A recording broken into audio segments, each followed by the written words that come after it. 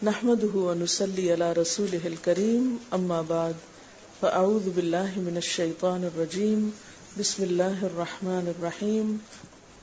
نماز تہجد اور وتر کے طریقے کے بارے میں بہت سے لوگوں کے ذہن میں کنفیوژن پائے جاتے ہیں، اس لیے بہتر ہے کہ ہم اس باب کو اچھی طرح سمجھ لیں. حضرت ابو امامہ رضی اللہ تعالی عنہ روایت کرتے ہیں کہ رسول اللہ صلی اللہ علیہ وسلم نے فرمایا: علیکم بقیام اللیل فإنہ دأب الصالحین قبلکم وہو قربۃ لکم الی ربکم ومغفرۃ للسیئات ومنہاۃ عن الاثم. حضرت ابو امامہ رضی اللہ تعالی عنہ سے روایت ہے کہ رسول اللہ صلی اللہ علیہ وسلم نے فرمایا: تہجد ضرور پڑھا کرو کیونکہ وہ تم سے پہلے صالحین کی روش ہے. یعنی یہ نماز صرف امت مسلمہ کے لیے نہیں بلکہ ہم سے پہلے دیگر امتوں کے جو نیک لوگ گزرے ہیں ان کی روش بھی یہی ہے، اور تمہارے لیے اپنے رب کے قرب کا وسیلہ ہے. یعنی تہجد وسیلہ ہے کس کا؟ اللہ کا قرب حاصل کرنے کا، اور گناہوں کے مٹنے کا ذریعہ ہے، اور مزید گناہوں سے بچنے کا سبب ہے. یعنی پچھلے گناہوں کے صاف ہونے کا ذریعہ. نمبر 3، مزید گناہوں سے بچنے کی طاقت انسان کو نصیب ہوتی ہے اس کے ذریعے. یعنی گناہوں سے روک بنتا ہے. یہ روایت جو ہے ابن خزیمہ کی ہے. حضرت ابو ہریرہ رضی اللہ تعالی عنہ روایت کرتے ہیں کہ رسول اللہ صلی اللہ علیہ وسلم نے فرمایا: اس شخص پر اللہ کی رحمت ہو جو رات کو اٹھا، پھر نماز تہجد پڑھی، پھر اپنی بیوی کو جگایا، پھر اس نے نماز پڑھی، پھر اگر عورت غلبہ نیند کے باعث نہ جاگی تو اس کے منہ پہ پانی کے چھینٹے مارے، اور اس عورت پر بھی اللہ کی رحمت ہو جو رات کو اٹھی، نماز پڑھی، اپنے شوہر کو جگایا، پھر اس نے نماز پڑھی، پھر اگر شوہر نہ جاگا تو اس کے منہ پر پانی کے چھینٹے مارے. برابر کی بات ہے، دونوں کے لیے اجر بھی برابر کا ہے اور دونوں کو حق بھی برابر کا ہے جگانے کا، اور دونوں کو پانی کا چھینٹا مارنے کا بھی حق ہے، اور اس میں کسی کی بھی بے عزتی کی بات نہیں. یعنی عورت اگر ایسا کرے اپنے شوہر کے ساتھ تو وہ اس کی طرف سے کوئی روڈنس نہیں ہوگی، کیونکہ عام طور پر جب کسی کو نیند کی حالت میں جگایا جاتا ہے اور خصوصاً اگر اس پہ پانی پھینک دیا جائے تو وہ کیا سمجھتا ہے کہ اس کی بہت بے عزتی ہو گئی یا اس کے ساتھ بہت برا کیا گیا، اور عموماً لوگ اس وقت بہت غصے کا مظاہرہ پھر کرتے ہیں کہ کیوں جگایا جا رہا ہے. حضرت ابو ہریرہ رضی اللہ تعالی عنہ کہتے ہیں کہ رسول اللہ صلی اللہ علیہ وسلم فرماتے تھے: فرض نماز کے بعد سب نمازوں سے افضل تہجد کی نماز ہے. یعنی فرائض بہرحال افضل ہے اور نوافل میں سب سے افضل تہجد کی نماز. رسول اللہ صلی اللہ علیہ وسلم نے فرمایا: جب انسان سوتا ہے تو شیطان اس کے سر کی گدی پر 3 گریں لگاتا ہے اور کہتا ہے کہ رات بڑی لمبی ہے. اس کو تھپکی دیتا ہے اور کہتا ہے لمبی رات ہے، ابھی سوئے رہو، ابھی ٹائم ہے، ٹھہر کے اٹھنا. یعنی اس کو سلائے رکھتا ہے. اگر وہ بیدار ہو کر اللہ کا ذکر کرے، یعنی آنکھ کھلے اور اللہ کا ذکر شروع کر دے تو ایک گرہ کھل جاتی، شیطان کے پھندے سے انسان آزاد ہونے لگتا ہے. اگر وضو کرے تو دوسری گرہ کھل جاتی، اگر نماز پڑھے تو تیسری گرہ کھل جاتی، اور وہ شادمان اور پاک نفس ہو کر صبح کرتا ہے. یعنی جو شخص صبح نماز کے وقت پر، تہجد کے وقت یا پھر کم از کم فجر کے وقت اٹھ جاتا ہے، اللہ کا ذکر کرتے ہوئے وضو کرے اور پھر نماز پڑھ لے، سورج نکلنے سے پہلے پہلے یہ کام کر لے، تو وہ ایک مطمئن شخص کی طرح اٹھتا ہے. ورنہ اس کی صبح خبیث اور سست نفس کے ساتھ ہوتی. عام طور پر ہم اطمینان کی تلاش میں رہتے ہیں، سکون کی تلاش میں رہتے ہیں، اور یہ سوچتے ہیں کہ ہمیں ڈپریشن ہے یا ہمارے اندر ایک غم ہے، تو ہم اس کے اسباب نہیں جانتے کہ سبب کیا ہے. ان کے اسباب میں سے ایک بڑا سبب شیطان کی گرفت میں ہونا ہے. اور شیطان اپنی گرفت ویسے تو دن کے وقت بھی انسان پر رکھتا ہے، لیکن خصوصاً رات کے وقت جب انسان سو جاتا ہے تو وہ نہیں چاہتا کہ سوتا ہوا اٹھے انسان.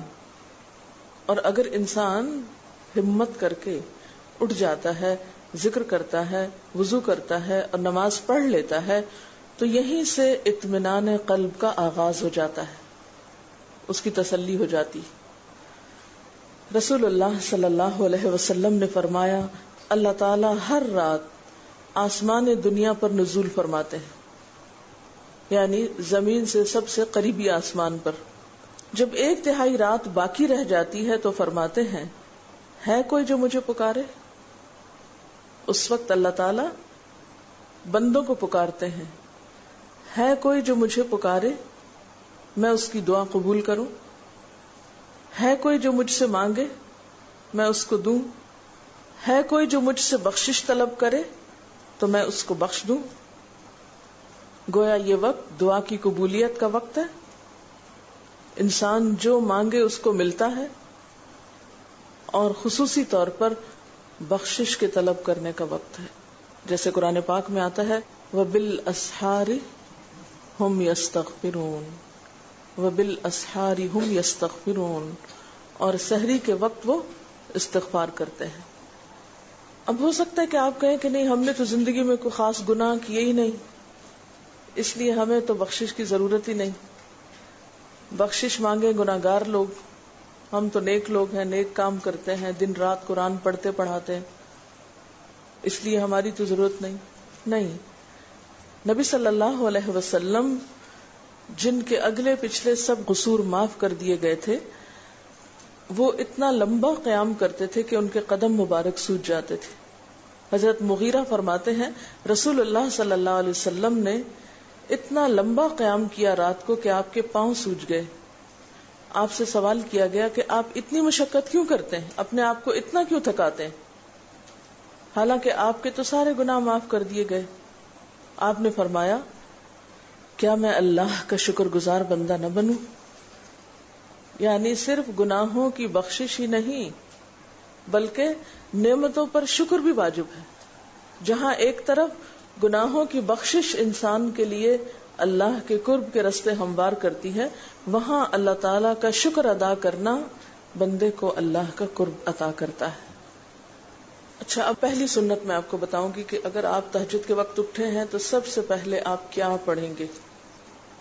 حضرت عائشہ رضی اللہ تعالی عنہا فرماتی ہیں کہ رسول اللہ صلی اللہ علیہ وسلم جب رات کو تہجد کے لیے اٹھتے تو یہ پڑھتے 10 بار اللہ اکبر، 10 بار الحمدللہ، 10 بار سبحان اللہ و بحمدہ، 10 بار سبحان الملک القدوس، 10 بار استغفر اللہ، 10 بار لا الہ الا اللہ، اور پھر 10 بار اللہم اعوذ بک من ضیق الدنیا و ضیق یوم القیامہ، میں تیری پناہ میں آتا ہوں دنیا کی تنگی سے اور قیامت کے دن کی تنگی سے.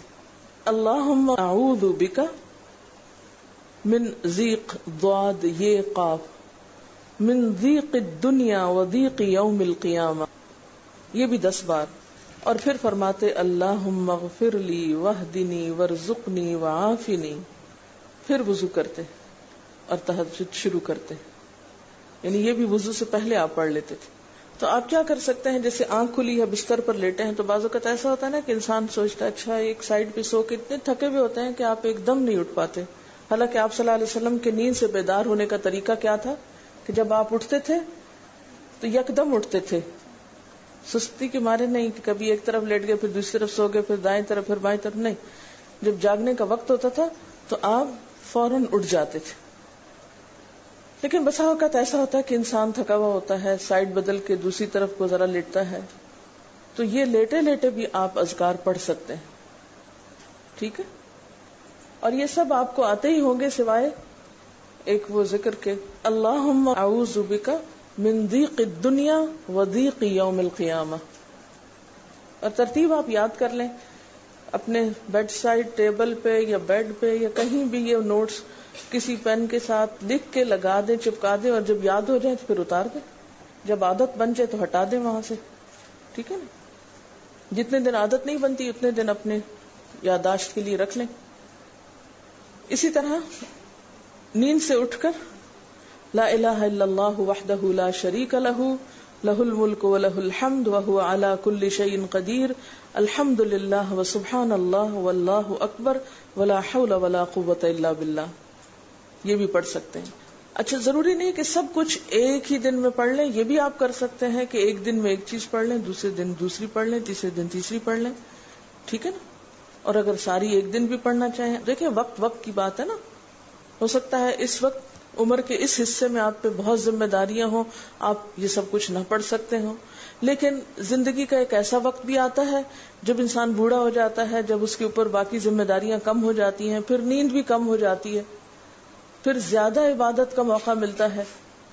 تو ایسے میں جب انسان کے پاس عبادت کے لیے وقت اور موقع زیادہ ہو تو پھر یہ ساری چیزیں بھی پڑھ لیں. ٹھیک ہے نا؟ پھر اسی طرح یعنی یہ جو روایت ہے کہ جس میں آپ صلی اللہ علیہ وسلم نے فرمایا جو شخص نیند سے جاگے, اور یہ تہجد کے وقت ہی نہیں, اگر فجر کے لیے بھی آپ اٹھ رہے ہیں تو یہ دعا پڑھ سکتے ہیں, لا الہ الا اللہ وحدہ لا شریک لہ, اور پھر الحمد للہ وسبحان اللہ واللہ اکبر ولا حول ولا قوۃ الا باللہ. پھر کہے اللہم اغفر لی, پھر کیا پڑھے اللہم اغفر لی, یا کوئی اور دعا کرے تو قبول ہوگی, اور اگر وضو کر کے نماز پڑھے تو وہ بھی قبول کی جائے گی. صبح اٹھتے ہی اللہ کی تعریف. اور آپ کو معلوم ہے کہ یہ جو چوتھا کلمہ ہے نا, لا الہ الا اللہ وحدہ, اس کو دعا بھی کہا گیا, حالانکہ اس میں صرف اللہ تعالیٰ کی حمد و ثنا ہے, اور یہ یوم عرفہ کی دعا ہے. حدیث میں آتا ہے کہ مجھے اور مجھ سے پہلے انبیاء کو اس دن کی جو بہترین دعا سکھائی گئی, یعنی یوم عرفہ کی دعا, وہ لا الہ الا اللہ وحدہ لا شریک لہ. حالانکہ اس میں مانگنے کی تو کوئی چیز ہی نہیں, صرف اللہ کی حمد و ثنا ہے. جیسے حضرت ایوب علیہ السلام نے کہا تھا انی مسنی الضر وانت ارحم الراحمین, مانگا کچھ نہیں, انت ارحم الراحمین, انت ارحم الراحمین. اللہ تعالیٰ کی تعریف کر کے, اللہ تعالیٰ کے نام کے ساتھ اس کو اگر انسان پکار لیتا ہے تو یہ بھی اس کے لیے بہت کافی ہے. ایک اور روایت میں آتا ہے رسول اللہ صلی اللہ علیہ وسلم جب تہجد کے لیے اٹھتے, یعنی آپ ایک مرتبہ اٹھے, یعنی جو صحابی روایت کرتے ہیں, تو آپ نے بیٹھنے کے بعد آسمان کی طرف نظر کر کے سورۃ آل عمران کی آخری 11 آیات 190 سے لے کر 200 تک 11 آیتیں یہ پڑھی, ان فی خلق السماوات سے لے کر بالکل آخر تک. یعنی ضروری نہیں کہ کھڑے ہو کر آپ آسمان کی طرف دیکھیں, آپ اٹھے ہیں, چارپائی پہ بیٹھے ہوئے ہیں, ابھی وضو کے لیے نہیں گئے, بیٹھ کے آسمان کی طرف دیکھ کے پڑھ کے پھر اٹھ سکتے ہیں. اب اس میں آپ دیکھیں نا کہ انسانی نفس کی بھی ایک رعایت ہو جاتی. لیٹے لیٹے آپ نے ایک ذکر پڑھ لیا, بیٹھ کے آپ نے دوسرا پڑھ لیا, پھر آپ وضو کو چلے گئے, تو اس میں وہ جو ایک طبیعت کی کسل مندی ہوتی ہے وہ بھی ساتھ ساتھ اللہ کے ذکر سے دور ہوتی جاتی ہے, اور ایک سٹیپ کے بعد دوسرا سٹیپ لینا بھی آسان ہو جاتا ہے. اچھا, اس میں آپ دیکھیں حکمت کیا ہے کہ آپ صلی اللہ علیہ وسلم نے کیا فرمایا کہ آسمان کی طرف دیکھ کے پڑھا جائے تاکہ اچھی طرح آنکھیں کھل جائیں. تو زبانی یاد کرنے کا مطلب یہ نہیں کہ آپ آنکھیں بند کر کے سوئے سوئے پڑھیں, کیونکہ بعض اوقات ایسا ہوتا ہے نا, آنکھ کھلتی ہے, ذکر شروع کرتے ہیں اور پھر پتہ ہی نہیں چلتا اور ذکر آدھے میں رہ جاتا ہے اور سو چکے ہوتے ہیں. اور پھر اگر آپ کو زبانی یاد نہیں ہوگی نا, دیکھ کے پڑھیں گے تو وہ الماری کی طرف ہی دیکھتے رہیں گے, آسمان کی طرف نہیں دیکھ سکیں گے, تو پھر سنت پوری نہیں ہو سکے گی.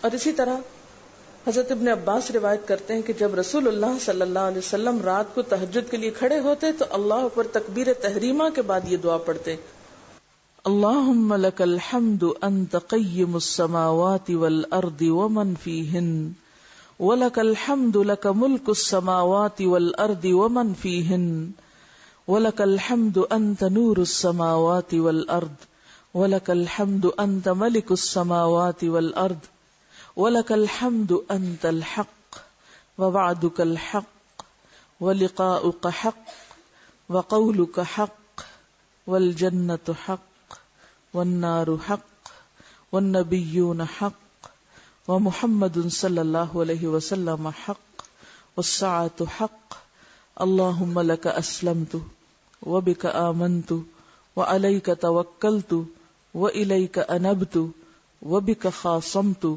وإلیک حاکمت فاغفر لی ما قدمت وما اخرت وما اسررت وما اعلنت انت المقدم وانت المؤخر لا الہ الا انت. الہی تیرے ہی لیے ہے ساری تعریف، زمین و آسمان اور جو کچھ ان میں ہے سب کو تو ہی قائم رکھنے والا ہے. تیرے ہی لیے ہے ساری تعریف، زمین و آسمان اور جو کچھ ان میں ہے اس سب کی بادشاہی تیرے ہی لیے ہے.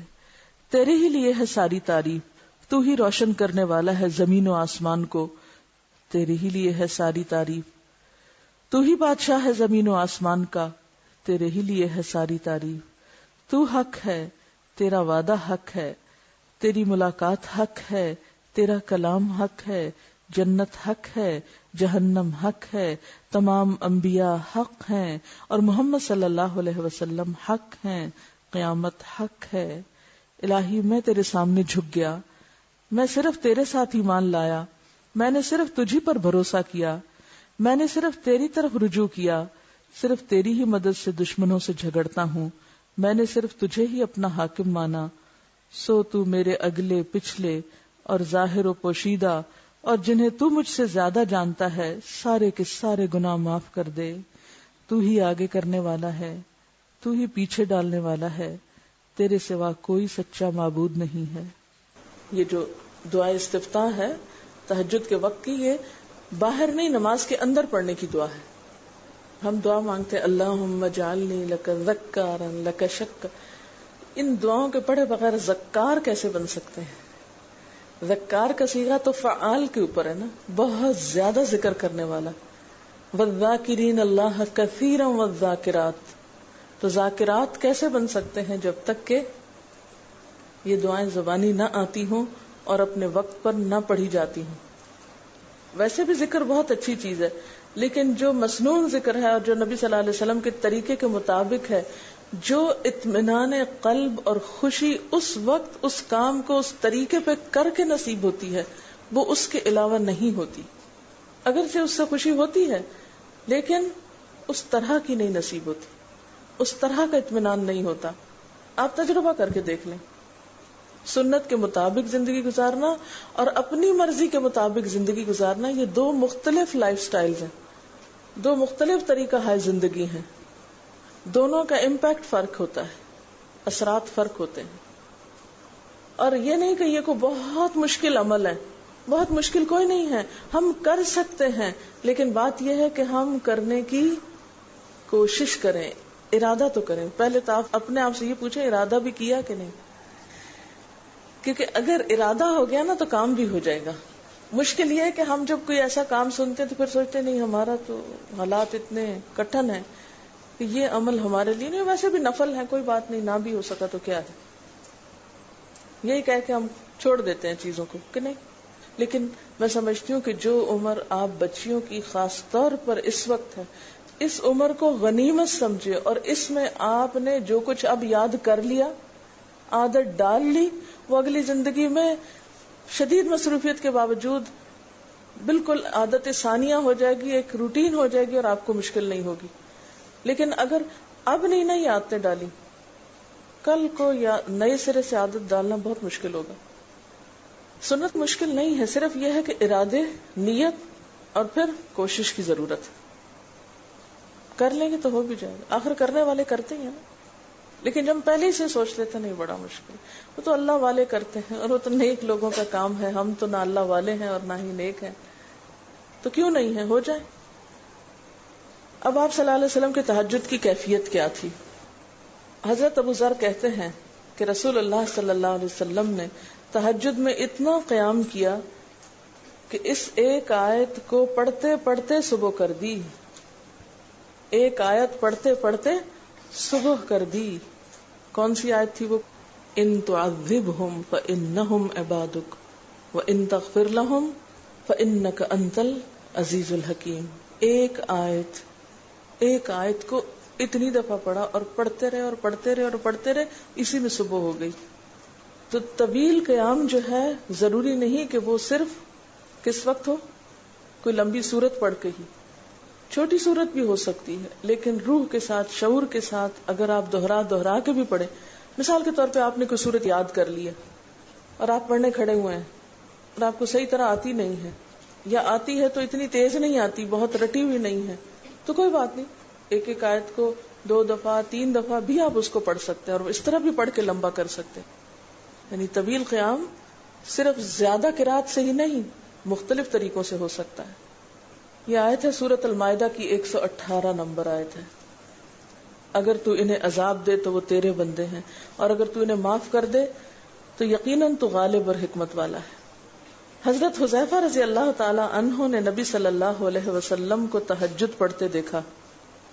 وہ کہتے ہیں سورۃ فاتحہ کے بعد آپ نے سورۃ بقرہ پڑھی، پھر رکوع کیا. آپ کا رکوع آپ کے قیام کی مانند تھا. ہماری تو کمر نہ ٹوٹ جائے. کر کے تو ذرا دیکھیں. میں نے زندگی میں پہلی دفعہ رمضان میں طویل رکوع اور سجدے کا موقع ملا. اس سے پہلے تو اس طرح کا سچ پوچھے کانسیپٹ بھی کوئی نہیں تھا، کیونکہ بہت سی چیزیں جب ہم پڑھتے ہیں تو ہم کہتے ہیں ہاں یہ نبی صلی اللہ علیہ وسلم کے لیے ہے، یہ تو آپ کی شان ہے اور آپ کا مقام ہے. ہم تو عام کمزور بندے ہیں. اصل میں ہم کمزور کیوں ہیں؟ اس لیے کہ ہم نے اپنی انرجیز بیکار باتوں میں بہت لگا رکھی، بیکار غم پالے ہوئے ہیں، بیکار مشغلے ہیں، بیکار گفتگویں ہیں. انرجی تو لگتی ہے نا. آپ فضول کی باتیں سوچیں تو کیا انرجی نہیں لگے گی؟ آپ لایانی چیزوں پہ کڑنا شروع کر دیں، کیا انرجی نہیں لگے گی؟ لگے گی. تو پھر آپ کے پاس کوئی تعمیری مثبت کام کرنے کے لیے نہ وقت ہے نہ انرجی ہے. پھر اس وقت تک آپ خالی ہو چکے ہوتے ہیں. رات کو دیر تک آپ اگر فضول گپ شپ کرتے رہیں تو صبح اٹھے گا کون، اور پھر صبح پڑھے گا کون، اور اگر پڑھیں بھی تو کیا پڑھیں اس میں. کبھی آپ نے سوچا کہ احادیث کی یہ جو کتابیں ہیں یہ ساری کی ساری صرف آپ کی گفتگو نہیں، آپ کے عمل کا بھی احاطہ کیے ہوئے ہیں، اور ٹوٹل آپ کی گفتگو یہی ہے. اور اگر ہم اپنی گفتگو کو دیکھیں اور ہماری باتوں کی کوئی کتاب تیار ہو، نبی صلی اللہ علیہ وسلم کی عظمت کو پہچانیں، ہم اپنی گفتگو کا جائزہ لیں. اگر ہماری گفتگو بھی ریکارڈ ہو کر لوگوں کے پاس جانے لگے، لوگوں تک پہنچنے لگے، ہم عملی نمونہ کیوں نہیں لوگوں کے لیے؟ ہمیں دیکھ کر لوگوں کے عمل کیوں نہیں بدلتے؟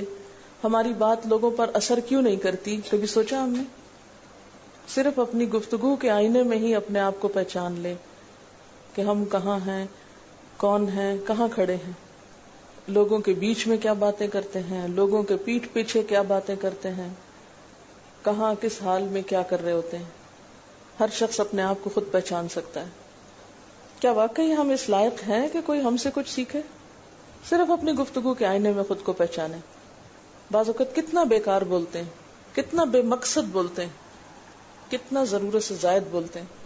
اس کا یہ مطلب نہیں کہ مصنوعی خاموشی اپنے اوپر مسلط کر لیں، کیونکہ پھر ہم دوسری ایکسٹریم پہ نکل جاتے ہیں. لیکن بامقصد گفتگو کتنی ہے ہماری باتوں میں جو واقعی فائدہ مند ہو. تو پھر ذرا روک بھی لیا کریں نا اپنے آپ کو. اپنے ساتھ خود ہی محنت کریں گے تو بات بنے گی. سوچیں تو، احساس تو کریں. جب کریں گے تو انشاءاللہ کامیابی بھی ہوگی. لیکن پہلی بات تو یہ نا کہ ہم جو کچھ کرتے ہیں نہ اس کا حساب کرتے ہیں، نہ اس کے بارے میں سوچتے ہیں کہ ہم کر کیا رہے ہیں. ہمیں نیکی نہ کرنے کا موقع یا ہمارے نیکی نہ کرنے کا ایک سبب اور ایک بڑی وجہ ہماری انرجیز کا بیکار چیزوں میں استعمال ہونا ہے، فضول کی سیاست میں ملوث ہونا ہے. اپنی ذمہ داریوں کا ہمیں ہوش نہیں ہوتا، دوسروں کے کاموں میں مداخلت خوب سوچتی ہے. خود کیا کر رہے ہیں اس کا کچھ پتہ نہیں، دوسرے کیا کر رہے ہیں اس سے بہت دلچسپی، یا کیا نہیں کر رہے. بہت سے لوگ، بہت سی خواتین کمر درد کی شکایت کرتے ہیں، اور اس کی ایک بڑی وجہ نمبر 1 رکوع کا صحیح پوزیشن پہ نہ ہونا ہے، اور نمبر 2 اس پوزیشن پہ کوئی ایکسرسائز نہیں ہماری ہوتی. یہ بتا رہی ہے کہ کسی کی کمر میں درد تھا اور ٹھیک نہیں ہوتا تھا کسی چیز سے، تو ڈاکٹر نے ان کو یہ مشورہ کیا کہ طویل رکوع اور طویل سجدے کریں. بیسٹ ایکسرسائز ہے، کر کے تو دیکھیں. اور اس میں آپ دیکھیں کہ صحیح پوزیشن پہ لائیں، بالکل سٹریٹ رکھیں گردن اور کمر کو. پیٹھ اور گردن ایک لائن میں آنی چاہیے. بہت سے لوگ یوں ٹیڑھی کرتے ہیں، یوں کر کے بس کرتے ہیں. یہ غلط پوزیشن ہے، اس سے تو اور بیمار ہو سکتے ہیں. کئی لوگ سر پھینک دیتے ہیں نیچے کو، یہ بھی غلط پوزیشن ہے، اس سے بھی کام خراب ہوتا ہے. اگر آپ صحیح پوزیشن پہ رکوع لمبا کریں تو یقینی طور پہ کمر درد کا علاج ہے. پٹھے مضبوط ہوتے ہیں نا کمر کے، آپ اس کو روک کے رکھے ہوتے ہیں ایک سیدھی لائن میں. 2 فیٹ کے درمیان کا فاصلہ بھی بہت معتدل رکھے، نہ تو بہت قریب رکھے اور نہ بہت کھلا رکھے، بالکل معتدل، جس میں آپ آرام سے سکون سے کھڑے ہو سکیں اور آپ کا بیلنس قائم رہے. بیلنس کو قائم کرنا بے حد ضروری. ٹھیک ہے. حضرت حذیفہ نے نبی صلی اللہ علیہ وسلم کو تہجد پڑھتے دیکھا. وہ کہتے ہیں کہ سورۃ فاتحہ کے بعد آپ نے سورۃ بقرہ پڑھی، پھر رکوع کیا. آپ کا رکوع آپ کے قیام کی مانند تھا، یعنی جتنا لمبا قیام تھا اسی طرح رکوع تھا. پھر آپ نے رکوع سے سر اٹھایا اور کھڑے ہو گئے، اور آپ کا قوما یعنی رکوع کے بعد اٹھنے کا وقت بھی کافی طویل تھا. ہم تو بعض اوقات اٹھ کے کھڑے نہیں ہوتے کہ نیچے چلے جاتے ہیں، تو وہ بھی طویل تھا. صرف 2 رکعتیں بھی آپ ایسی پڑھ لیں نا کافی. اگر عام دنوں میں نہ پڑھی جائے تو ویکینڈ پہ پڑھ لیں. ہمارا تو ویکینڈ پہ لمبا سونے کا پروگرام ہوتا ہے نا، تو چلے دوبارہ سو جائیں، لیکن ہفتے میں 1 دفعہ کر لیں. اگر روز نہیں بھی کر سکتے 2 دفعہ کر لیں، ٹوائس اے ویک کر لیں. پھر آپ کا سجدہ آپ کے قومے کی مانند تھا، یعنی جتنا آپ کھڑے ہوئے تھے اتنا آپ پھر سجدہ کیا. آپ دونوں سجدوں کے درمیان اپنے سجدے کی مانند بیٹھے تھے، یعنی 2 سجدوں کے بیچ میں بھی آپ اتنی دیر بیٹھے جتنی دیر آپ نے سجدہ کیا تھا. پس آپ نے 4 رکعتوں میں سورۃ بقرہ، آل عمران، نساء اور المائدہ پڑھی. ہمیں اگر خود نہیں بھی آتی اور کوئی پڑھانے والا اتنی لمبی 1 دفعہ بھی تراویح کوئی پڑھا دے یا کوئی نفل پڑھا دے تو ہم دوسری دفعہ اس کے پاس نہ پڑھیں. تقریباً 7.25 پارے بنتے ہیں، جس کو 1 منزل کہا جاتا ہے. 1 دن کے تہجد میں آپ نے اتنا پڑھا. اور یہ تو قرآن کی قرات تھی، لیکن بیچ کے وقفوں میں تسبیحات اور اللہ کی تعریف اور حمد و ثنا اور ذکر، یہ آپ پر بس تھا. یہ وہی کر سکتا ہے جس کو واقعی اللہ سے حقیقی محبت ہو، صرف دعوے کی حد تک نہیں. میں کہتی ہوں چلے روزانہ نہ صحیح، ہفتے میں 1 بار، ہفتے میں نہیں، مہینے میں 1 بار، مہینے میں نہیں تو سال میں، رمضان میں، کسی موقع پر کچھ تو اللہ سے تعلق آئے، کچھ تو قرب پائیں. ہر شخص کے بس میں نہیں کہ ہر روز ایسی عبادت کرے، کیونکہ اللہ کے رسول صلی اللہ علیہ وسلم کا بہرحال مقام کچھ اور تھا. لیکن کچھ شوق، کچھ حسرت، کچھ تو دل میں ہونا ہی چاہیے، کوئی نیت، کوئی ارادہ، کوئی عزم، اور پھر اس کے لیے کوشش. تو وقت بچے گا کچھ آپ کے پاس فالتو باتوں کے لیے، فضول چیزوں کے لیے، کچھ سوچنے کے لیے، ٹینشن کے لیے بچے گا کچھ؟ سب کچھ بھاگ جائے گا، کچھ بھی نہیں بچے گا. کیونکہ ان عبادی لیس لک علیہم سلطان، میرے بندے ان پہ اے شیطان تیرا کوئی زور نہیں چلتا. بس چلتا ہی نہیں ان پہ تیرا، سارا زور ہی ان پہ چلتا ہے جو فالتو ہوتے ہیں. فالتو ذہن جو ہوتا ہے وہ شیطان کا گھر ہوتا ہے. حضرت حذیفہ بیان کرتے ہیں کہ میں ایک رات آپ صلی اللہ علیہ وسلم کے ساتھ نفلی نماز میں شریک ہو گیا. آپ نے سورۃ بقرہ شروع کر دی. میں نے سوچا کہ آپ 100 آیات پڑھ کر رکوع میں چلے جائیں گے، مگر آپ پڑھتے گئے. میں نے خیال کیا کہ سورۃ بقرہ کو 2 رکعتوں میں پڑھیں گے، لیکن آپ پڑھتے رہے. آپ نے سورۃ بقرہ ختم کر کے سورۃ نساء شروع کر دی، پھر ختم کر کے آل عمران پڑھنی شروع کر دی، اس کو بھی ختم کر دیا. آپ نہایت آہستگی سے پڑھتے جاتے تھے. جب ایسی آیت تلاوت کرتے جس میں سبحان اللہ کہنے کا حکم ہوتا ہے، جیسے سبح بحمد رب جیسے مثال کے طور پر، تو سبحان اللہ کہتے. اگر کچھ مانگنے کا ذکر ہوتا تو سوال کرتے، اگر پناہ مانگنے کا ذکر ہوتا تو اعوذ باللہ پڑھتے. اس حدیث سے یہ بھی پتہ چلتا ہے کہ سورتوں کی ترتیب ضروری نہیں، کیونکہ آپ نے پہلے النساء پڑھی پھر آل عمران پڑھی. یہ جو ہر وقت لوگ پیچھا کیے رکھتے ہیں نا، بعض اوقات تو بہت ضد کرتے ہیں کہ آپ نے پہلی رکعت میں یہ پڑھائی تھی تو دوسری میں یہ کیوں پڑھا دی. یہ تو سنت میں ملتا ہے کہ پہلی رکعت طویل ہے دوسری کے مقابلے میں، لیکن یہ لازم نہیں کہ جو پہلی میں پڑھے اس کے بعد آگے والی صورتوں میں سے پڑھے، پیچھے والی بھی سے نہیں پڑھ سکتے. پڑھ سکتے. رسول اللہ صلی اللہ علیہ وسلم نے عبداللہ بن عمرو سے کہا، مجھے بتلایا گیا ہے کہ تم ساری رات نفل پڑھتے اور دن کو روزہ رکھتے ہو. اگر تم ایسا کرو گے تو تمہاری آنکھ کمزور اور طبیعت سست ہو جائے گی. یعنی ہر روز روزہ اور ہر رات جگراتا، تمہاری جان اور تمہارے بال بچوں کا بھی تم پر حق ہے. اس لیے روزہ رکھو اور افطار بھی کرو اور رات کو قیام کرو اور سو بھی. یعنی ساری رات تہجد پڑھنا یا نفل پڑھنا پسندیدہ نہیں ہے، رات کو سونا بھی پسندیدہ ہے. ہمارے ہاں 27ویں رات کو پوری رات جاگنا لازم سمجھا جاتا ہے، تو نبی صلی اللہ علیہ وسلم سے کوئی رات بھی پوری کی پوری جاگنا ثابت نہیں. کیونکہ اگر انسان صرف جاگتا ہی جاگتا چلا جائے تو وہ آسان ہوتا ہے، ایک دفعہ سو کے پھر اٹھنا جو ہے نا وہ اصل میں نفس کا امتحان ہوتا ہے، وہ مشکل ہوتا ہے. اسی طرح نبی صلی اللہ علیہ وسلم 3 دن سے کم میں قرآن مجید ختم کرنا پسند نہیں فرماتے تھے. آپ نے حضرت عبداللہ بن عمرو سے فرمایا کہ 1 ماہ میں پورا کر لو. انہوں نے عرض کی میں اس سے زیادہ تلاوت کی طاقت رکھتا ہوں، تو فرمایا 20 دن میں کر لو. ان کا میں اس سے زیادہ کی طاقت رکھتا ہوں، فرمایا 7 دن میں ختم کر لیا کرو، اس سے زیادہ کی اجازت نہیں. یعنی وہ ایک منزل کر کے. صحابہ کرام چونکہ اس زمانے میں مصحف اس طرح تھوڑی چھپے ہوئے تھے کہ کتابوں کی شکل میں ہوں، جو قرآن تھا لوگوں کے سینوں میں تھا، یاد کیے ہوئے تھے، اور وہ یاد کیا ہوا کہیں صبح کے وقت الگ بیٹھ کے نہیں پڑھا کرتے تھے. وہ کہاں پڑھتے تھے؟ تہجد میں نماز کے اندر پڑھا کرتے تھے. اب یہ تو ہم لوگوں کی مشکل ہوگی نا کہ ہمیں آتا کچھ نہیں زبانی، تو پھر ہم دیکھ کے پڑھتے ہیں، دیکھ کے پڑھتے ہیں تو نماز میں پھر وہ مشکل ہوتا ہے تو الگ رکھ کے پھر اس کو پڑھ رہے ہوتے ہیں. ٹھیک ہے، لیکن زیادہ بہترین پڑھنا نماز کے اندر کا پڑھنا ہے. اگرچہ دیکھ کے پڑھنے کی اس میں بھی اجازت ہے، لیکن ان کی چونکہ شدید حرص تھی حضرت عبداللہ بن عمر کی، تو آپ نے ان کو 3 دن کی پھر اجازت دے دی تھی. اور آپ نے فرمایا کہ اس شخص کو قرآن کی کچھ سمجھ نہیں ہو سکتی جو 3 سے بھی کم دن میں قرآن پڑھے. نبی صلی اللہ علیہ وسلم نے فرمایا جو شخص رات کے نوافل میں 200 آیات تلاوت کرتا ہے وہ اطاعت گزار مخلص لوگوں میں شمار ہوتا ہے. انہ من عبادنا المخلصین، وہ آتا نا قرآن پاک میں انبیاء کی صفت میں سے. تو جو شخص رات کو نماز میں یعنی نفل میں 200 آیات تک تلاوت کرتا ہے وہ اطاعت گزار مخلص بندوں میں شمار ہوتا ہے. اور سنن دارمی میں واضح طور پر آتا ہے کہ نبی صلی اللہ علیہ وسلم ساری رات نوافل نہیں پڑھا کرتے تھے. اب آتا ہے وتر کا طریقہ. رسول اللہ صلی اللہ علیہ وسلم کا وتر پڑھنے کا طریقہ جو عام طور پر تھا اس کے بارے میں حضرت عائشہ فرماتی ہیں کہ نبی صلی اللہ علیہ وسلم نماز عشاء سے فجر تک 11 رکعتیں پڑھتے، یعنی تہجد کی رکعتیں جو تھی وہ کتنی تھی؟ 11 رکعتیں.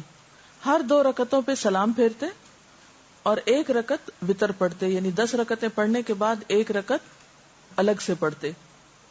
رسول اللہ صلی اللہ علیہ وسلم نے ہمیں بھی یہی تعلیم دی. چنانچہ ابن عمر سے روایت ہے کہ رسول اللہ صلی اللہ علیہ وسلم نے فرمایا رات کی نماز 2 رکعتیں ہیں. صلاۃ اللیل مثنی، یہ بخاری کی روایت ہے. فاذا خفت الصبح فاوتر بواحدۃ، پھر جب تمہیں صبح ہونے کا خطرہ ہو تو 1 رکعت پڑھ لو، اور یہ تمہاری 1 رکعت نماز کو طاق بنا دے گی، یعنی وتر کر دے گی. رسول اللہ صلی اللہ علیہ وسلم نے فرمایا، اور یہ مسلم کی روایت ہے، کہ وتر آخر رات میں 1 رکعت ہے. بیسیکلی وتر عشاء کے ساتھ نہیں ہے، وتر عشاء کی نماز کا حصہ نہیں ہے، وتر رات کی آخری نماز ہے، یعنی تہجد کا حصہ ہے بنیادی طور پر. لیکن جو لوگ تہجد نہیں پڑھ سکتے یا نہیں پڑھتے تو وہ سہولت کی خاطر پھر رات ہی کو پڑھ لیتے ہیں عشاء کے ساتھ. رسول اللہ صلی اللہ علیہ وسلم نے فرمایا جب تم رات کو نوافل پڑھنا شروع کرو تو پہلے 2 ہلکی رکعتیں ادا کرو. اور اس میں آپ کیا کر سکتے ہیں، مثلا تحیۃ الوضو کے 2 نفل آپ ہلکے سے پڑھ لیں. ٹھیک ہے نا، وضو کر کے تہجد شروع کرنے سے پہلے ہلکی رکعتیں، یعنی جس میں چھوٹی کوئی صورتیں 2 پڑھ کے تو اسے آپ ختم کر لیں، اور نیت میں رکھیں کہ آپ یہ تحیۃ الوضو پڑھ رہے ہیں، اور اس کے بعد پھر آپ دوسرے نوافل بھی پڑھ سکتے ہیں.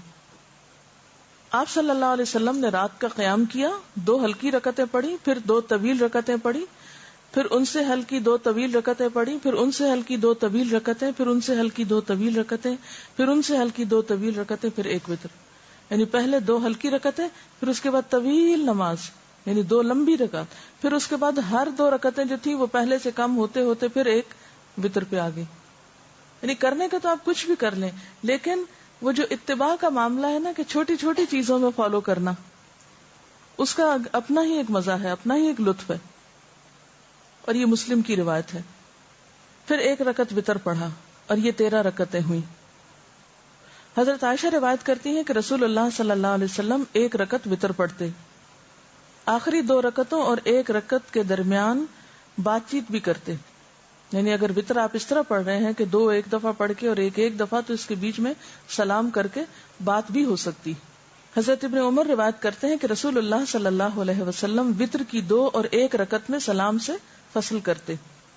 یعنی اگر 3 رکعت پڑھ رہے ہیں تو 2 پڑھ کے سلام پھیر کے پھر 1 الگ. حضرت ابن عباس سے کہا گیا کہ امیر المومنین حضرت معاویہ نے 1 ہی وتر پڑھا ہے. حضرت ابن عباس نے فرمایا کہ انہوں نے درست کام کیا، وہ فقیہ اور صحابی ہیں. یہ بخاری کی روایت ہے. امام مروزی فرماتے ہیں کہ فصل کی 1 رکعت والی احادیث زیادہ ہیں، یعنی اس طرح پڑھنے کا طریقہ زیادہ روایت ہوا ہے. کس طرح؟ یعنی 3 رکعتیں مغرب کی طرح پڑھنے کی ممانعت ہے. 3 رکعتوں میں 2 الگ پڑھ کے سلام پھیر کے اور پھر 1 کھڑے ہو کے الگ پڑھ لی. حضرت عائشہ فرماتی ہیں کہ رسول اللہ صلی اللہ علیہ وسلم رات کو کبھی 7 کبھی 9 کبھی 11 رکعتیں پڑھتے تھے. یہ فرق کیوں ہے؟ کبھی 7 پڑھی تو مطلب کیا ہے؟ 6 نفل ہوئے اور 1 وتر ہوا. کبھی 9 تو 8 کے بعد 1، کبھی 11 یعنی 10 کے بعد 1. ایسا کیوں تھا؟ ہمیشہ 1 نمبر کیوں نہیں رکھا؟ ایک تو اس میں یہ کہ وسعت ہے، کوئی ایک لگی بندی روٹین نہیں. دوسری بات یہ کہ یہ بھی یاد رہے کہ نوافل میں فرض کے درجے میں گنتی نہیں پوری کریں گے آپ. اب فرض جیسے 4 رکعتیں تو آپ کبھی یہ نہیں کر سکتے کبھی 3 پڑھ لی، کبھی 2 پڑھ لی، کبھی 1 پڑھ لی، کبھی 4 پڑھ لی، کبھی 5 پڑھ لی. یہ نہیں کر سکتے. 4 فرض ہیں تو 4 ہی پڑھیں گے، ٹھیک ہے نا، 3 نہیں کر سکتے. لیکن تہجد جو ہے وہ نفل نماز ہے، تو اس میں یہ بھی روایت میں آتا ہے کبھی آپ بیمار ہوتے تو بیٹھ بھی جاتے تھے. ٹھیک ہے. حضرت ابو ایوب روایت کرتے ہیں کہ رسول اللہ صلی اللہ علیہ وسلم نے فرمایا وتر ہر مسلمان پر حق ہے، بس جو شخص 5 رکعت وتر پڑھنا چاہے تو 5 رکعت پڑھے، جو 3 پڑھنا چاہے وہ 3 پڑھے، جو 1 پڑھنا چاہے وہ 1 پڑھے. یہ ابو داؤد کی روایت ہے. یعنی اس میں بھی وسعت ہے، زیادہ اور کم دونوں میں چوائس ہے، کر سکتے ہیں. رسول اللہ صلی اللہ علیہ وسلم رات کو کل 13 رکعت پڑھتے، ان میں 5 رکعت وتر پڑھتے تھے، اور ان 5 وتروں میں کسی رکعت میں تشہد کے لیے نہ بیٹھتے مگر آخر میں. یہ صحیح مسلم کی روایت ہے. یہ طریقہ بھی آپ سے معلوم ہوتا ہے. یعنی 2 طریقے پتہ چلے نا، ایک تو یہ کہ 2 پڑھ کے اور آخری رکعت 1 الگ، ٹھیک ہے. دوسرا کیا ہے کہ 2 پڑھ کے مثلا 6 پڑھ لی اور اس کے بعد 5 رکعتیں مسلسل بغیر بیچ میں اتحیات پڑھے. ٹھیک ہے. تو آپ 5 یا 7 یا 3 یا 9 اگر وتر کی نیت سے پڑھ رہے ہیں تو پھر آپ کس طرح پڑھیں گے؟ بغیر اتحیات پڑھے، رکعت پہ رکعت پڑھتے پڑھتے بس آخری دفعہ اتحیات پڑھیں گے. اور آپ یہ بھی کر سکتے ہیں کہ 2 کر کے اور آخر میں 1 الگ پڑھ لیں. یعنی دونوں طریقے درست ہیں. حضرت عائشہ سے روایت ہے کہ رسول اللہ صلی اللہ علیہ وسلم پہلی رکعت وتر میں سبح اسم ربک الاعلی، دوسری میں قل یا ایھا الکافرون، اور تیسری میں قل ھو اللہ احد پڑھا کرتے تھے. نبی صلی اللہ علیہ وسلم نے فرمایا 1 رات میں 2 بار وتر پڑھنا جائز نہیں. یہ ابو داؤد کی روایت ہے.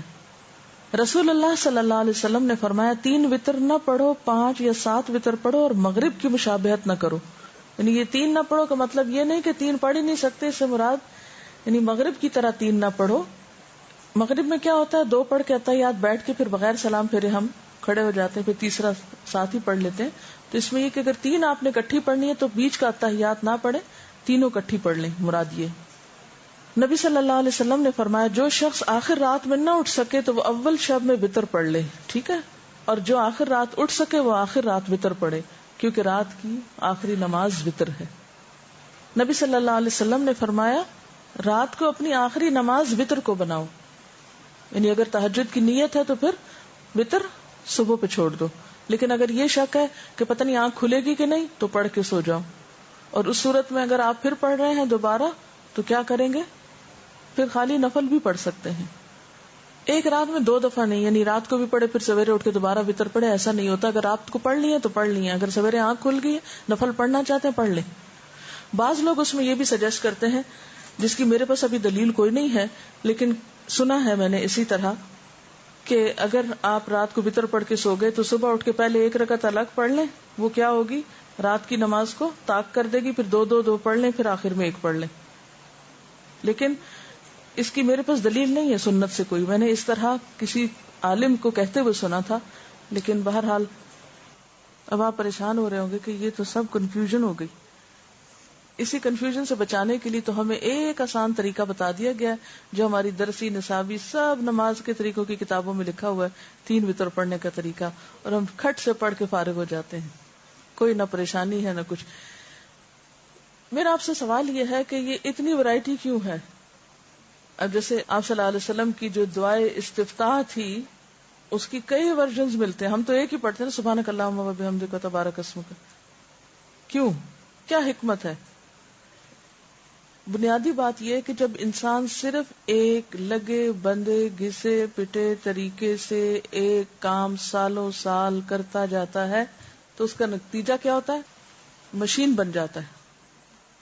کوئی اس میں شعور نہیں باقی رہتا، کوئی اس میں سوچ سمجھ کا عمل دخل نہیں رہتا.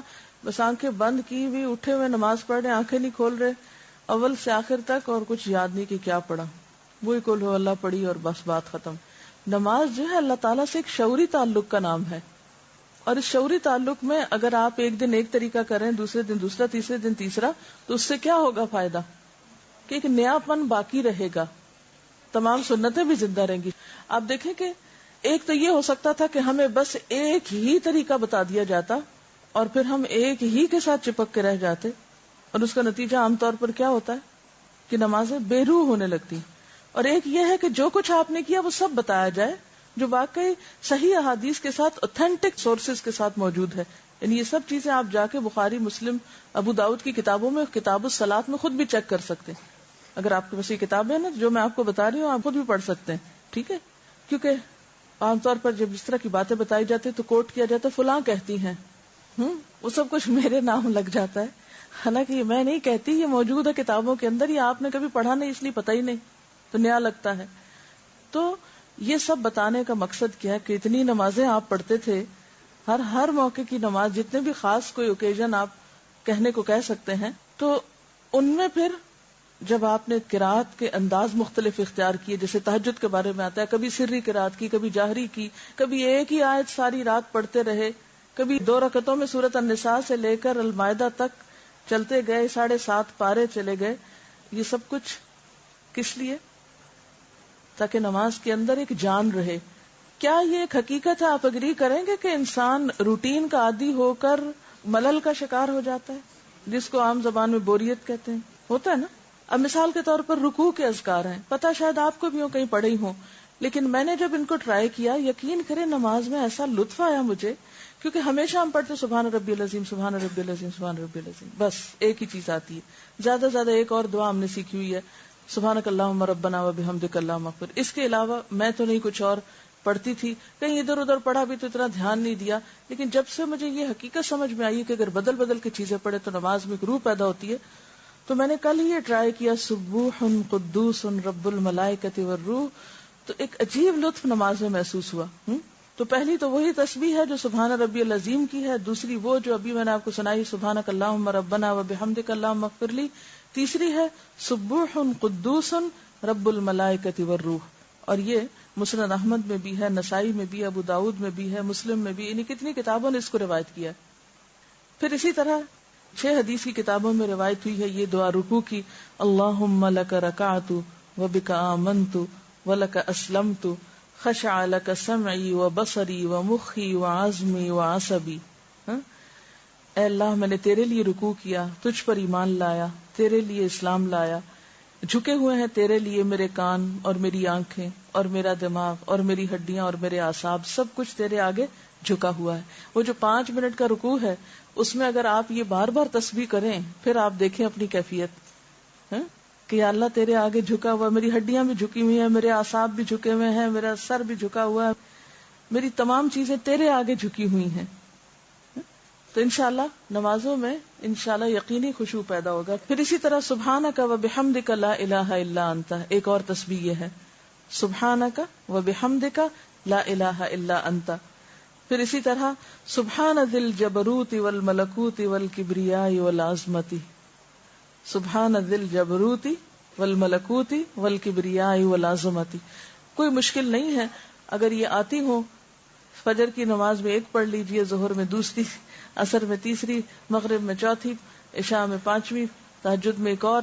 تو بدل بدل کے آپ پڑھیں گے تو انشاءاللہ نماز کی جو تاثیر ہے وہ آپ محسوس کریں گے انشاءاللہ تعالی. پھر اسی طرح رکوع سے کھڑے ہونے کے اذکار ہیں. سمع اللہ لمن حمدہ، اللہم ربنا لک الحمد، ربنا ولک الحمد، ربنا لک الحمد ملء السماوات وملء الارض وملء ما بینہما وملء ما شئت من شیء بعد. کیونکہ وہ ایک حدیث میں آپ نے پڑھا تھا نا کہ جتنا طویل آپ نے قیام کیا اتنا ہی آپ نے رکوع کیا، اور جتنا طویل رکوع کیا اتنا ہی کھڑے ہو کے دوبارہ قوما کیا. اب کھڑے ہو کر کتنی دفعہ آپ کہیں گے سمع اللہ لمن حمدہ، سمع اللہ لمن حمدہ، اس سے تو بات نہیں بنے گی. لیکن جب آپ ذرا اور بہتر طریقے سے حمد و ثنا کریں گے، ربنا ولک الحمد ملء السماوات وملء الارض وملء ما بینہما من شیء بعد اہل الثناء والمجد احق ما قال العبد وکلنا لک عبد اللہم لا مانع لما آتیت ولا معطی لما منعت ولا راد لما قضیت ولا ينفع ذا الجد منک الجد. یہ مسلم میں، نسائی میں اور ابو داؤد میں روایت ہوئی ہے. تو حدیث کے خزانوں میں یہ بہت سی چیزیں موجود ہیں، لیکن ہم تک نکل کر آئی نہیں. پھر ہم نے ان سنتوں کو زندہ نہیں کیا، ان کو پڑھا نہیں. تو ضرورت ہے کہ تھوڑی تھوڑی بھی کوشش انشاءاللہ آپ کرتے رہیں گے، اسپیشلی ینگ گرلز. اب جو چیزیں زندگی میں داخل ہو جائیں گی وہ اگلی زندگی میں سہولت کے ساتھ آپ کر پائیں گے. پھر اسی طرح دعائے قنوت کے 2-3 صیغے، پھر اسی طرح سجدے کی دعائیں. سجدے کی دعاؤں میں بھی اسی طرح یہ جو رکوع کے ہیں ان کے علاوہ اللہم انی اعوذ برضاک من سخطک وبمعافاتک من عقوبتک واعوذ بک منک لا احصی ثناء علیک انت کما اثنیت علی نفسک. تو یہ سب گر ہیں یا نسخے ہیں اللہ تعالی سے تعلق اور محبت بڑھانے کے. پھر اسی طرح ہم جو اتحیات کے بعد جو دعائیں پڑھتے ہیں اس میں بھی رب جعلنی والی صرف ایک ہی یاد کرتے ہیں. اس میں بھی 2-3 صیغے جو ہیں وہ مسنون کتابوں سے ثابت ہیں. پھر اس کے بعد سلام پھیرنے کے بعد جو دعائیں ہیں، اور اسی طرح جو دعائیں استفتاح ہے جو ابھی میں ذکر کر رہی تھی کہ صرف یہی نہیں ہے جو ہم پڑھ لیتے ہیں سبحانک اللہم، بلکہ اس کے علاوہ اللہم باعث بینی. یہ بھی دیکھا گیا جن کو اللہم باعث بینی آتا بس وہ پھر اس پہ اٹک جاتے ہیں، اس سے آگے نہیں. اس میں وجہت وجہی للذی فطر السماوات والارض والی دعا بھی ہے. پھر اسی طرح بخشش کی دعا اور اللہم رب جبرائیل و میکائیل، یہ تہجد کی نماز میں استفتاح کی دعا. میں سوچتی ہوں کہ اگر پڑھتے نہیں بھی ہے تو پتہ تو ہو کہ ایسے ہی دنیا سے چلے جائیں گے کہ اتنی بھی پہچان نہ ہو کہ اللہ کے رسول صلی اللہ علیہ وسلم نے کس کس انداز اور کس کس رنگ میں اپنے رب کو پکارا. کتنے بے خبر ہیں آپ اپنے محبوب سے، یعنی نبی صلی اللہ علیہ وسلم سے محبت کا دعویٰ ہمیں سب کو ہے لیکن ان کی پہچان نہیں ہے. کیا کرتے تھے وہ؟ ساری گفتگو کا خلاصہ کیا ہے؟ نفل نمازوں میں سب سے افضل تہجد کی نماز ہے. فائدہ بتائیے. قرب کا ذریعہ ہے، گناہوں کو مٹانے کا ذریعہ ہے، اور اگلے گناہوں سے بچانے کا ذریعہ ہے. یہ حدیث سے پتہ چلتا ہے. اور پچھلے صالحین کی بھی روش رہی ہے. اطمینان قلب نصیب ہوتا ہے. کیسے؟ شیطان جو انسان کی گدی پر سر پہ 3 گریں لگاتا ہے، یعنی اس کے دماغ کو جکڑتا ہے ایک طرح سے. وہ کھل جاتی ہیں گرہیں جب انسان صبح اللہ کا ذکر کرتا ہے، وضو کرتا ہے، نماز پڑھتا ہے، تو ایک اچھے نفس کے ساتھ اپنے دن کا آغاز کرتا ہے. ورنہ خبیث نفس کے ساتھ اور سست نفسی کے ساتھ انسان دن کا آغاز کرتا ہے. رات کا جب 1/3 حصہ باقی رہ جاتا ہے تو اللہ تعالیٰ آسمان دنیا پہ نزول فرماتے ہیں اور پکارتے ہیں اپنے بندوں کو. کیا کہتے ہیں؟ ہے کوئی دعا مانگنے والا کہ میں اس کی دعا قبول کروں. یہ وقت جو ہے رات کا آخری وقت دعاؤں کی قبولیت کا وقت ہے، اور اس میں خصوصی طور پر قرآن سے کیا پتہ چلتا ہے کون سی دعا سب سے زیادہ پڑھنے کا وقت ہے؟ استغفار. دیکھیں استغفار نہیں ہوتا، باب استفعال کے وزن پر ہے استغفار. استغفار یعنی تہجد کی دعاؤں میں خصوصی دعا جو قرآن سے ثابت ہے وہ کیا ہے؟ وبالاسحار هم یستغفرون. اور اس کے علاوہ تہجد شکر گزاری کا ذریعہ ہے. افلا اکون عبدا شکورا. اس شخص پر اللہ کی رحمت ہوتی ہے خاص جو خود اٹھتا ہے اور اپنی بیوی کو جگاتا ہے، اور نہ جاگے تو پانی کے چھینٹے مارتا ہے. اور اس عورت پر بھی اللہ کی رحمت ہوتی ہے جو اٹھتی ہے اور پھر شوہر کو اٹھاتی ہے، اور نہ اٹھے تو پانی کے چھینٹے مارتی ہے۔ یہ تو تھے فضائل، ٹھیک ہے۔ اب یہ ہے کہ تہجد کے وقت اٹھ کر کیا کیا کریں گے۔ نمبر 1، اللہ کا ذکر کریں گے۔ تو ذکر میں کون کون سے ذکر؟ پہلا ذکر اللہ اکبر 10 بار، 10 بار الحمدللہ، 10 بار سبحان اللہ و بحمدہ، 10 بار سبحان الملک القدوس، 10 بار استغفر اللہ، 10 بار لا الہ الا اللہ، 10 بار اللہم اعوذ بک من ضیق الدنیا و ضیق یوم القیامہ۔ یہ ہے ذکر اٹھتے ہی کرنے کا۔ اور پھر اس کے بعد کیا کرنا ہے؟ وضو سے پہلے آل عمران کی آخری 11 آیات، اور اس کے بعد چوتھا کلمہ۔ چوتھا کلمہ پڑھنے کے بعد اگر کوئی اللہم اغفر لی کہتا ہے تو کیا فائدہ بتایا گیا اس کا؟ اس کو بخش دیا جاتا ہے۔ اور اگر وہ نماز پڑھتا ہے اس کے بعد یعنی تہجد کی، تو اس کی نماز بھی قبول کی جاتی ہے۔ تہجد کی دعائے استفتاح کیا ہے؟ تہجد کی دعائے استفتاح، ایک تو ہر نماز کی دعائے استفتاح ہے نا، سبحانک اللہم و بحمدک و تبارک اسمک۔ تو تہجد کی اللہم لک الحمد انت قیم السماوات والارض ومن فیہن آخر تک۔ اس کے بعد آپ کے قیام اور رکوع اور سجود اور قومہ اور جلسہ استراحت، 2 سجدوں کے بیچ میں جلسہ، یہ کیسے ہوتے تھے؟ آپ کی قرات تہجد میں کیسی تھی؟ ایک طریقہ یہ ملتا ہے کہ ایک مرتبہ ایک آیت پڑھتے پڑھتے صبح کر دی، اور دوسرا طریقہ کیا ملتا ہے؟ سورۃ بقرہ، سورۃ آل عمران، سورۃ النساء اور سورۃ مائدہ، تقریباً 7.25 پارے۔ دوسری روایت میں یہ بات پتہ چلتی ہے۔ اور وہ شخص کس میں لکھ لیا جاتا ہے جو 200 آیات پڑھ لے؟ اطاعت گزار مخلص لوگوں میں۔ اس سے ایک نئی بات یہ پتہ چلتی ہے کہ آپ نے سورۃ بقرہ کے بعد النساء شروع کر دی اور آل عمران بعد میں پڑھی، جس سے یہ پتہ چلتا ہے کہ سورتوں کی ترتیب کا ہونا لازم نہیں۔ قیام اللیل الگ ہے، وتر الگ ہے۔ آپ اگر قیام اللیل 4 رکعت پڑھنا چاہتے ہیں اور 5 رکعت وتر پڑھنا چاہتے ہیں تو آپ ایسے بھی کر سکتے ہیں۔ اگر قیام اللیل کے 8 پڑھنا چاہتے ہیں اور 3 وتر پڑھنا چاہتے ہیں تو یہ بھی ٹھیک ہے۔ وتر وتر ہے، نفل نفل ہے، یعنی وتر ایک سیپریٹ نماز ہے، الگ نماز ہے۔ جو چاہے 5 پڑھ لے ایٹ اے اسٹریچ، جو 3 پڑھنا چاہے 3 پڑھ لے ایٹ اے اسٹریچ، جو 1 پڑھنا چاہے 1 پڑھ لے، ٹھیک ہے۔ اچھا، اس سے پہلے نوافل آپ 2 پڑھنا چاہیں 2 پڑھ لیں، 4 پڑھنا چاہیں 4 پڑھ لیں، ٹھیک ہے۔ لیکن آپ صلی اللہ علیہ وسلم اگر 5 وتر پڑھتے تھے تو پھر باقی نوافل 4 پڑھتے تھے۔ یہ نہیں کہ آپ پہلے 10-20 نفل پڑھیں اور پھر اس کے بعد وتر۔ جلدی جلدی پڑھنے سے بہتر ہے کہ آپ کے طریقے پر لمبی نماز پڑھیں، لیکن اس کو سنت کے اندر ہی رہنے دیں۔ قیام اللیل کیا ہے؟ رات کے شروع میں ہو تو تراویح کہلاتا ہے، بعد میں ہو تو تہجد۔ اگر پہلے پڑھ لیا تو بعد میں تکلف نہ کریں، لیکن اگر آپ 2 وقت میں، یعنی آپ کہتے ہیں کہ ویسے تو میری آنکھ نہیں کھلتی، چلو میری نمازیں پتہ نہیں کتنی زندگی میں ضائع ہوئی، کیونکہ آپ کو پتہ ہے یہ حدیث مجھے بہت ڈراتی ہے کہ ایون جو لوگ پوری نماز بھی پڑھتے ہیں تو کسی کو اس کی نماز میں سے 10واں حصہ ملتا ہے، کسی کو اس کی نماز میں سے 5واں حصہ ملتا ہے۔